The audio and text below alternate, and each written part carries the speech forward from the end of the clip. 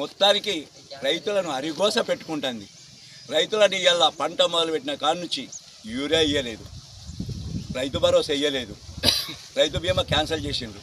అన్నీ పోతాయి. ఆఖరి కనీసం 6 కాలం కష్టపడి ఈ 4 నెలల కాలంలో కష్టపడి ఎప్పుడు నాటేసిన కాడి దున్నిన కాడి నుంచి మొదలు పెడితే, నాటేసిన కాడి నుంచి మొదలు పెడితే, బరి కోసిన కాడి నుంచి మొదలు పెడితే ఇప్పటి వరకు కష్టపడి వడ్లు పండిస్తే రైతుకి ఇవాళ ఏం మిగిలిందంటే నిరాశ, నిస్పృహలు, రైతు ఆత్మహత్యలు. రేవంత్ రెడ్డి పాలనలో గొప్పలు చెప్పుకున్నాడు. అప్పుడు పాదయాత్ర చేసినప్పుడు అధికారంలో లేకముందు రండబాజీ మాటలు బట్టి, ముండబాజీ మాటలు బట్టి అక్కడ మొగిలిపాలెంలో రైతు మన పాదయాత్రలో ఏం చేసిందంటే, నేను రైతు బిడ్డను, నేను నాటెత్తన చూడు అని చెప్పి నాటేసిండు.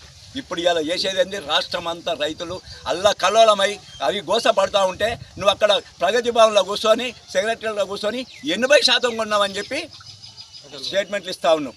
కానీ ఇక్కడ వచ్చి చూడు, ఇలా లారీలు దిక్కులేక ఇప్పుడు కింటాలు మొత్తం ధాన్యం తూకం వేసిన వాటికి లారీలు దిక్కులేక ఇళ్ళనే ఉన్నాయి. లారీ ఎక్కేంత వరకు, అక్కడ దిగేంత వరకు రైతు బాధ్యత. ఎంత గోసపడుతూ ఉన్నా అంటే ఒక్కొక్క రైతు దాదాపు నెల రోజులు అవుతుంది, ఇప్పటికీ 20 రోజులు అవుతుంది.